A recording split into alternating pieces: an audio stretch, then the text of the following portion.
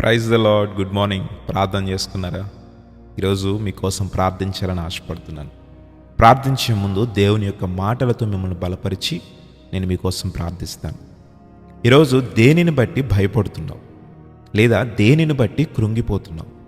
నీ జీవితంలో మేలు జరగట్లేదని, అద్భుతం జరగట్లేదని, లేదంటే నాకున్న ఇబ్బందుల నుండి నన్ను ఎవరూ కాపాడట్లేదని, నాకెవరూ సహాయం చేయట్లేదని కృంగిపోతున్నావా? బాధపడుతున్నావా? భయపడుతున్నావా? ఈరోజు పరిశుద్ధాత్మ దేవుడు నీతో ఒక మాట చెప్తున్నాడు. అదేంటో చూస్తావా? జకర్యా గ్రంథము 8వ అధ్యాయం 15వ వచనం. పరిశుద్ధ గ్రంథం ఉన్నవారు ఆ యొక్క మాటను చదవండి. జకర్యా గ్రంథము 8వ అధ్యాయం 15వ వచనం. నీకు మేలు చేయ ఉద్దేశించుచున్నాను గనుక భయపడకుడి. ఈరోజు దేవుడు నీతో స్వయంగా మాట్లాడుతూ, నీ జీవితంలో నేను మేలు చేయాలని చూస్తున్నాను, కాబట్టి భయపడొద్దు.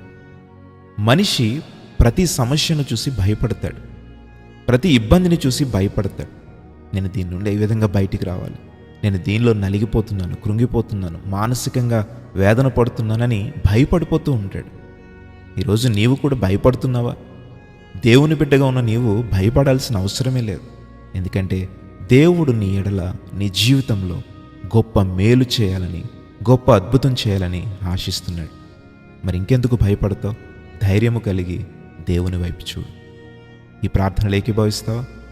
సత్యవంతుడా, మహోన్నతుడా, పరిశుద్ధుడా, నీ ఘనమైన నామమునకు స్తోత్రములు.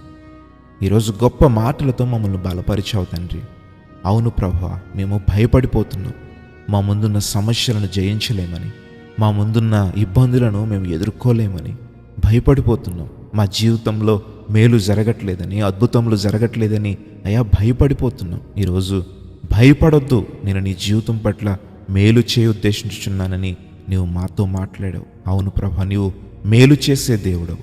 ఈరోజు ఎంతమంది బిడ్డలు వారి జీవితంలో ప్రభు అద్భుతం చూడాలని అనుకుంటున్నారో, ఇప్పుడే యేసు నామములో వారి జీవితంలో అద్భుతం చేయమని అడుగుతూ ఉన్నాం. ప్రభువా, నీవే నీ తోడు, నీ దయ వారి ఎడల కనపరచండి. ఈ రోజంతటిలో కూడా జయాన్నివ్వండి. పాపం మీద, శాపము మీద, నైనా శోధనల మీద, ఈ లోక ఆశల మీద జయాన్నివ్వమని అడుగుతున్నాం.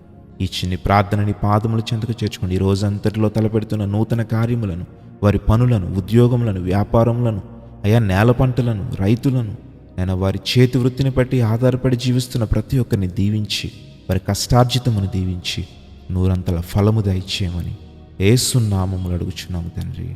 ఆమేన్.